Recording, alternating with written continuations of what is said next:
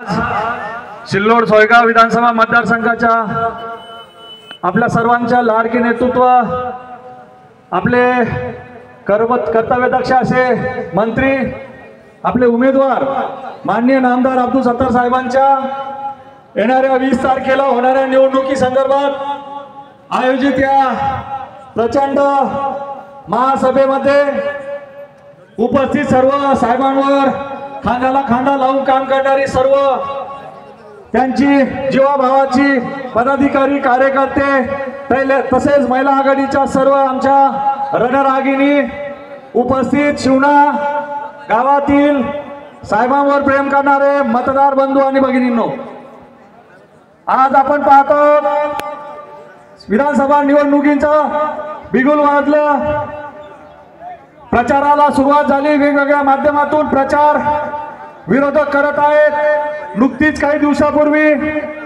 इथं एका उमेदवाराची सभा झाली, त्यामध्ये वक्ते म्हणता येणार नाही पण काही भुकते होते, ज्यांची उंची, ज्यांनी कधी आयुष्यामध्ये कोणतंही संविधानिक पद भूषवलं नाही अशांनी साहेबांचा एकेरी उल्लेख करून त्यांच्या कामावर आक्षेप दाखवला।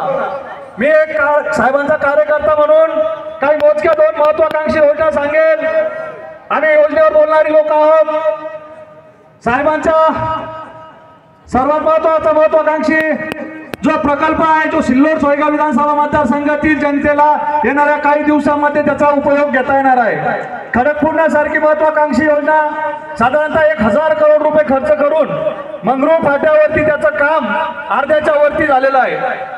सांगायला अभिमान वाटतो, साधारणतः 131 गावं, त्या माध्यमातून 131 गावांना शुद्ध पाणी पुरवठा मिळणार आहे। या शुद्ध पाणी पुरवठा मिळाल्यानंतर तुमच्या नक्कीच पाण्याची असलेली अडचण ही दूर होणार आहे।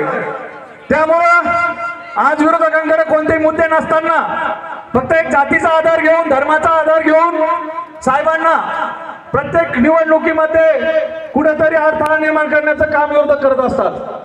1999 मध्ये साहेबांनी पहिल्यांदा एक अपक्ष म्हणून उमेदवारी अर्ज दाखल केला। सर्व सिल्लोड सोयगाव विधानसभा मतदारसंघांना असं वाटलं हा एक नौका तरुण काहीतरी कोणता प्रभाव पाडणार आहे। त्यावेळी 2 प्रस्ताव आपल्या तालुक्यात मोठी होती, एक होती पालतकर घराणं, एक दुसरं होतं काळे घराणं। या दोन्ही मंत्र्यांची मुलं त्यावेळेस साहेबांच्या विरोधात उभी होती, परंतु हा तरुण गाव, वाड्या, वस्त्या तिथे जाऊन साहेबांनी प्रचार केला।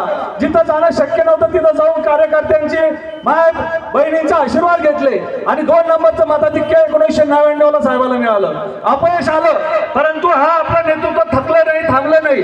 पुढे 2004 ला परत साहेबांनी 2004 पर्यंत अथक परिश्रम करत, परत जनसामान्याचं काम करत 301 मताधिक्यांनी परत साहेबाला पराभव स्वीकारावा लागला। परंतु मी तुम्हाला एक आवर्जून त्याकडे निर्देशित करू इच्छितो की 2 निवडणुकीमध्ये अपयश आल्यानंतरही साहेब थकले नाही, परत अविरत सेवा करत 2009 मध्ये साहेबांनी 30,000चं मताधिक्य मिळालं। 2009 पासून आज साधारणतः 3 निवडणुका साहेबांनी निवडून आणल्या। तुमचे सर्व काही आहात, ज्याचं श्रेय जातं सिल्लोड सोयगावच्या जनतेला। माय बाबा, मी तुम्हाला एक छोटा कार्यकर्ता म्हणून एक रास्ता अशी मागणी करतो तुमच्याकडून, आपली संसदीय बुद्धी कुठेही गहाण न ठेवता, कोणत्याही भूल तापेला बळी न पडता 20 तारखेला धनुष्यबाण आणि शनी समोरील बटन दाबून माननीय नामदार अब्दुल सत्तार साहेबांना प्रचंड बहुमताने विजयी करायचंय। एवढी मागणी करतो आणि थांबतो। जय हिंद, जय महाराष्ट्र।